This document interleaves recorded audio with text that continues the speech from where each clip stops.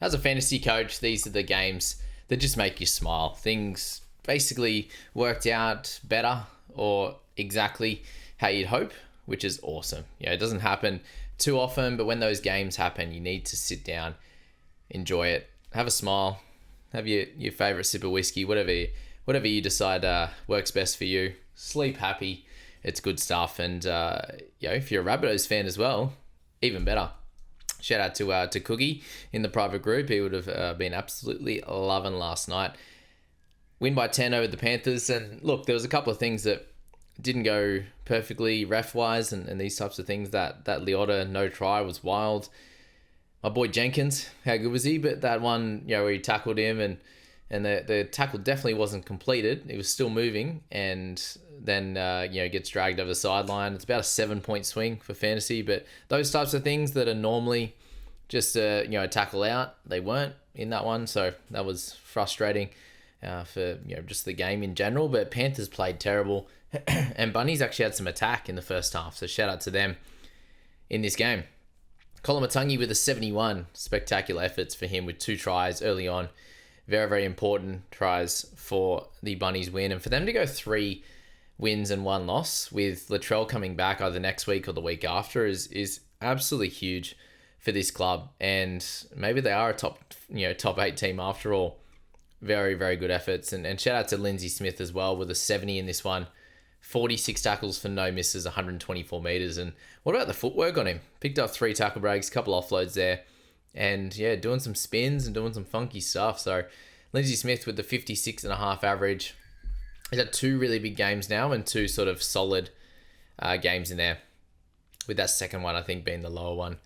Where did he have an issue early or whatever they decided to do? But yeah, a great one for Lindsay. And he actually started from the bench, didn't he, in the end? With IPAP coming on and beginning this game. But to play 59 minutes is exactly where you'd hope from Lindsay, and he's actually really increased his role. If you're looking at last year compared to this, he was playing 50 minutes, but the PPM was in that sort of low 40s mark. So, yeah, it was pretty wild how the change that he's had over this couple of over this 4 games really.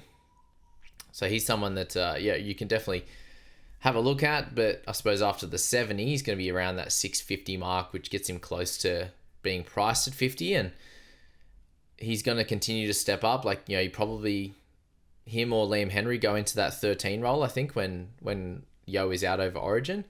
But, yeah, it's probably not enough to really justify buying unless you think he continues 55 average. Then, yeah, he's very clearly an easy buy to hold all season. Will he make Origin too? That's the other question. Jackie Cole, 30 tackles for 2 misses was just great. Exactly what we have seen from him across his averages, last year and the year before. And we just hadn't seen that until this game. So this is one of those examples where I talk about just seeing exactly what the numbers say. Him coming out and doing that. And he ran the footy well. He kicked a little bit, just the 2 points in that. But 4 tackle breaks, an offload, try assist and a try. It was awesome work for Jack Cole at 289k to pump out a 67. And he's going to go up plenty now after that mid-30s scored last week into the 67. Even if he goes back into the 30s next week, we've got a successful cash cow, which we weren't sure at the start, but it's worked out great now with the 67. And I imagine you looped him. Hopefully you did, or if you didn't, make sure you do take that score without trading in a non-playing player. But maybe you don't trade. I'm seeing a few guys. I know Don in the private crew, he mentioned there that he's not going to trade Duffy now and use him as a looper. So those things like that can work, and you trade them next week instead of getting that that cheaper cash cow. Maybe you don't get Katonga, maybe you don't get Hamish Stewart, those types of plays there. If you're going sort of that sideways, non-playing cheapie to another cheapie there. So yeah, well done to Jack Cole. He gets us a bunch of cash gains now. Happy days. Liam Martin there with 66 with the try. 46 in tackles and 3 errors. So that was a bit annoying. For him to have a try and only 44 run meters is pretty wild. But I think he played well overall, outside of that couple of errors. Isaiah Yeo, 65.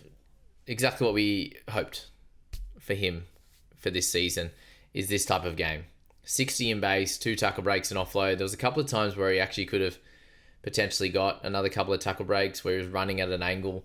But there was one, I think he ended up taking the space that Someone was in the way, so it would have been a Shepherd. And just a weird error as well. So a couple of wild things in this game overall for Panthers, but for him to go and knock out that 65 in just basically pure base is exactly what we've asked for. Another week where he didn't get injured and played the full 80. So that's why we bought Isaiah Yeo. He's up to 56 average now. Not exactly what we bought him for, but he's currently priced at about 59, and so he scored 6 above his price point. If you can get that from any of your players every week, then that's a big win, especially when they're a top tier gun. For them to outdo their price point, that's a big win. I think people will start to target him now. He's not going to make any money again this week. Price just under 60. He's going to be a target for a lot of people, and fair play. If you started with Haas and now you can get to Yo at a cheaper price rather than me, going to Haas at the more expensive price, then happy days for you guys. Leota should have had, a 65 or something in that 44 minutes. So back to, I think, that round one, really, really good score. And then he's gone much lower in the 2 games since. Shout out to him. But Jai Gray, 55 with a try. He's been awesome. Just, how good is he? 3 turnover tackles too. So good stuff, Jai Gray, on that one.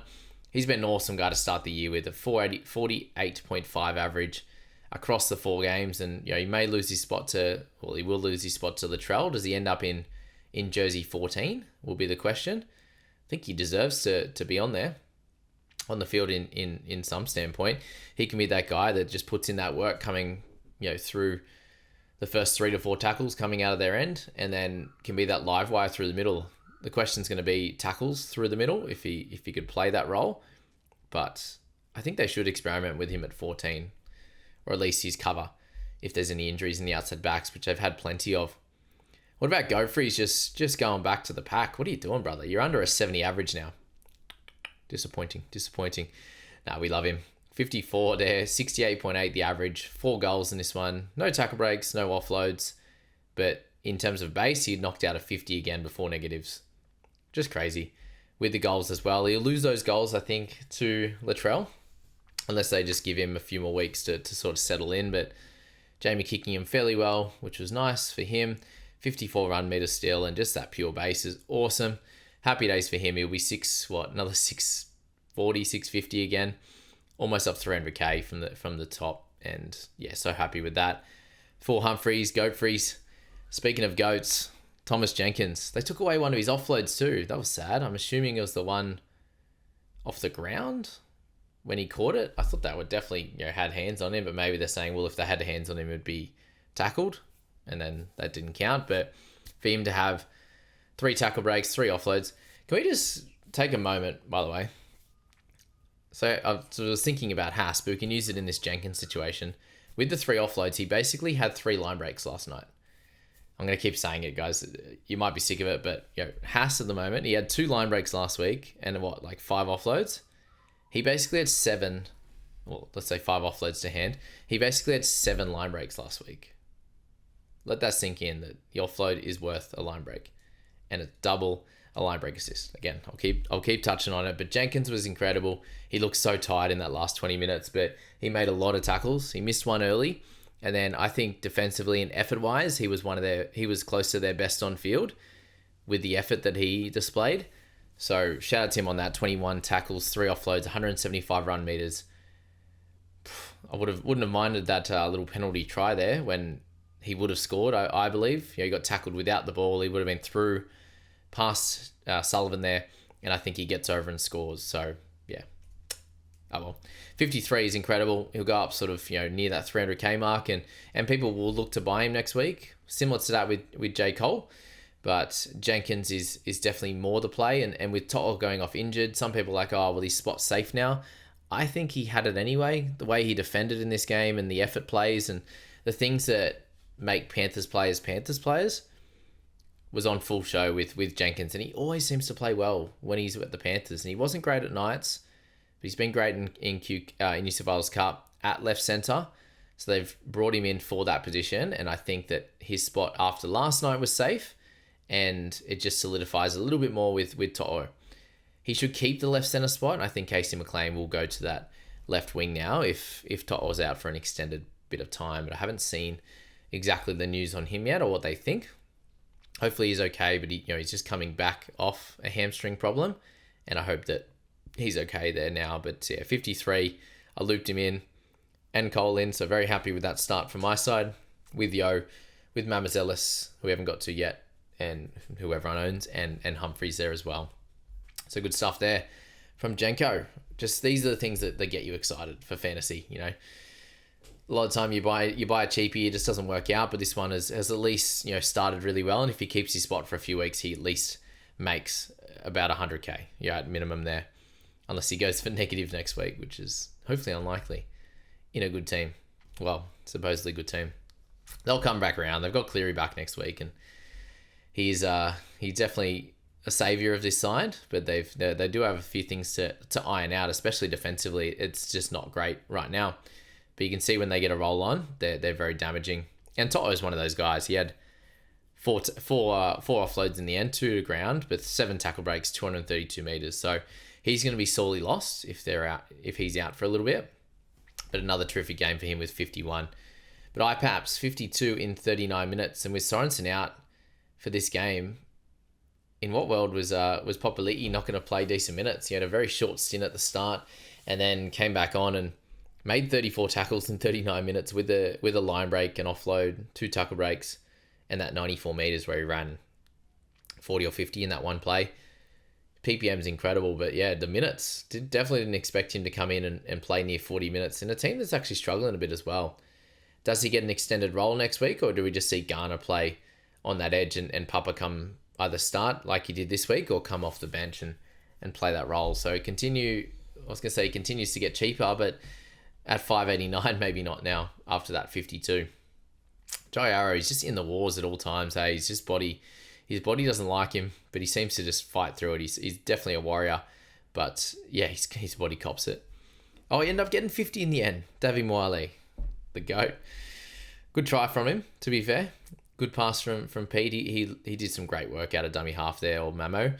But Davy, I was laughing last night. I said, my breakout forward of the year ends up getting dropped to the bench, but he comes out and scores a try and still can't get to 50, but he actually did in this one in update. So 50 and 42 with that try. 2 tackle breaks on that line break. No missed tackles at least for him. 24 made, 106 run meters. Definitely not the breakout that we've seen. He still looks really good and fit, but yeah, not happening as much. And we get Hubner back next week. I'm excited for that. He's been out for 2 weeks, feels like a long time, and it does in fantasy and Supercoach. Definitely. And that's where that 3 or 4 week hold last year of Nathan Cleary was very tough for owners. Lukey Gunner, 45 in 62 minutes for him. He's going to be the guy that takes that role next week. He's pretty cheap, but it's likely just to be a 1 weeker for Sorensen. Dane Laurie in the end with a try saver turnover tackle on one of those plays. Ran for 211 meters, but he had a pretty rough game, especially in that first half. So good work to get the 42. If he was named last week in the end, then sweet. He would have got a few good scores out of him, but he would have expected a few smashings in that time, and Edwards could be back in the next few weeks, and he's going to be really important for them. He started pretty poor, Edwards, and I think that with him and Cleary back over the next few weeks, that'll help this side, and they should still beat the Cows pretty comfortably, especially after losing this game, and they've lost a couple this year already. Kepi 40. Liam LeBlanc, his defense is really standing out, so shout out to him. A really good couple of games, and he'll get his price moving, but we do see Hubner return next week, and he was important for him. Mamzelis with 2 try assists in the end. I'm glad they eventually gave the first or the second one, whichever it was. 38 tackles. He did have 5 misses, though, which hurt, and a turnover tackle. He's running a little bit out of dummy half as well. So good stuff for Pete. He's putting in that work and helping us out and then making good cash for the ridiculous amount of owners that have him. 43% is too low. But yeah, good stuff for him on that one. Alamotti, if you jumped on him, not the greatest game to jump on someone like Paul in a game where they got absolutely beat down in that first half. So yeah, that's Paul. And he's 35, a solid outing without being great. So if you did buy, you're disappointed. And hopefully next few weeks he can have a great game as the Panthers do improve. But defensively on the wing, you're not going to get that base stats, and he did get 2 turnover tackles, which helped out, and then the 3 goals, which he should lose next week to Cleary. Schneider 32, I think he probably should have started. I thought he was great for the Panthers last year, but we'll see what happens in this coming week. Will he be on the bench? Will Blaze Talangi be back? Hopefully he's okay, Blaze. But I thought Schneider was, as you can see, 550k, did really well when he started at 7 last year, or 6 with Jerome Luai as well. But he had 32 and 30 minutes, good stuff. Liam Henry for 31 in 38 minutes for him. 29 tackles, did have 2 penalties and 3 missed tackles, so it wasn't his best for what we know he can have with some of his good scores, but he's had a real tough start to his start to his career, start to his 2025 with injuries and everything else. Alex Johnston, it was tough to see, scored a great try, picked up 3 line breaks in this one early on, so that was great efforts. 31 in his half of footy, and then just succumbed to that injury, and I think he'll be out for a bit of time. From what NRL Physio says, you can play through a couple of those types of injuries where it puts so much pressure through collarbone, through shoulder, all that kind of stuff, and he'll probably be out for a bit of time again. So that's tough to see with Campbell Graham out as well. They're going to have to, they got Fletcher Myers to come in and these kind of guys, but it's just tough to see that the injuries that they've had with their outside backs, and for them to do that without Graham, without Latrell, without Cam Murray, it was very, very impressive. So well done to the Souths overall, and hopefully Johnston can have a pretty swift recovery there. Duncan 30, Whiten 27, Walker 27. Havili looked really good. Just hard to look at any of the Duncans, Whitens, Walkers.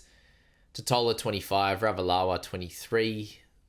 Defensively, looked like he missed that. He went to the wrong guy. The guy with the ball was the guy he had to go for in that final play, which would have been nice for Cole to pass to Jenko, but well done to Cole on that one. Tass 23, just continuing on with what he did last year. Isaac Tungo with 22. He's just not the same player, is he? And they're not getting him the ball that he needs at times. But 21 tackles, 4 misses, an error, 71 run meters. They seem to be using. A lot of the other guys seem to be doing a fair bit of the work, and they definitely went left a little bit more yesterday as well, with Jenkins getting 175 meters, which was expected that they would go left more, given the defensive structure on the other side with Tass and with your boy Ravalawa on that right hand side. What about Sullivan playing the old 40 minutes as well? Did come on and play that centre role when they lost AJ as well. So it just made it even tougher defensively for him. And then Tolau with 22, and shout out to one of the boys in the private crew. Apparently he's the biggest YOLO man I've ever seen, and he's got more guts than any of us. He brought Tolau in for the one week play and actually captained him for his 22. So shout out to you, Jakey boy. That was ballsy if I've ever seen it. That was incredible work from you, and tough going with that one, definitely. Let's just have a quick go on Supercoach, guys. I hadn't actually locked in my trades. I think I'm going to be rolling with these trades just to let you know where I'm at. At the moment, I think I'm going Lucas, Burton. Well, they're definitely out. Nicholson coming in, definitely, it looks like, just to get the cash. And the question's been, do I trade Yongi? Do I trade Toya? Do I trade Purdue? Those type of guys. And do I go Tuapolotu, Gutherson? Yeah, they're the kind of guys to look at.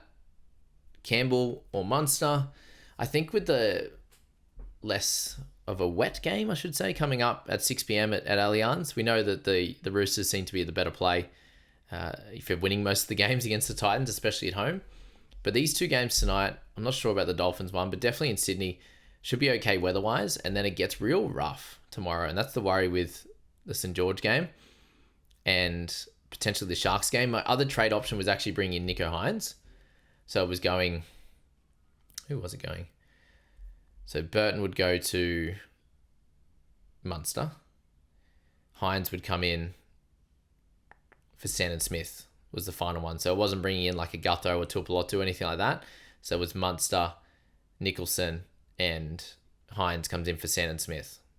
The alternative, if this game's okay and Roosters can do pretty well, I'm feeling a little Sandon Smith try assist to Crichton, and that would be pretty ideal. But right now, this is where I'm at, rather than going for Munster, and rather than Legends, rather than going for Munster and going for Hines, that I think is going to be a very wet game against the Dogs. Go for maybe the cash play in Gutho, who then plays the Eels the following week, and then someone nice after that as well. He's got two pretty solid clashes. The Dragons do in back-to-back weeks. It's Titans at home the following week, so two pretty solid clashes. And it's him or Tuipulotu. I have just enough cash to get to Gutho, as you can see there, 1,700. And Yongi has to go for that one to get Gutho. I think it might be a bit premature, but it is what it is, I think. And in terms of the game last night, I didn't have any players apart. I had Mamazelis. I ended up playing him off the bench with Starling in this side, but it was fairly low across the board and not a lot of sort of really relevant guys. Humphrey's got 36, which is a bit rough. Colin Matangi with the double and 85 was tough going. Lindsay Smith was 71. Jenkins was 69. Two back-to-back really good scores, and he will be the cheapie to purchase next week at 215k, and is maybe a reason why I hold off on all the cheapies. Give them one more week, and then I could straight swap one of them for some cash to do some upgrades elsewhere.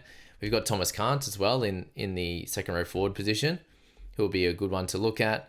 And we've got Isaiah Yeo there with 60. He'll drop some cash and becomes a bit more interesting soon if the Panthers can play better and he can get involved in some stuff. We got Dane Laurie at 41, but Isaac Tungo, if you did start with him, it's been a mess. Just like I owned him at 700 and something K last year, and he was a mess. Papali'i's going to lose a little bit of cash. But that's probably it. Not too much to say on the south side with Latrell coming back. This could be a fun bunch of games. They've got through the tough ones, and it does get a little bit easier for them from here, which is nice. They've got Roosters and Cowboys across the next couple of weeks, which is pretty nice, followed by Dogs. It does get to Melbourne again, so they had their couple of easier ones early apparently. But that's that video, guys. Thanks so much for jumping in to check out how all the players went, what we're looking at for next week, Supercoach as well on my trades. Thanks so much, guys. We'll see you in the next one.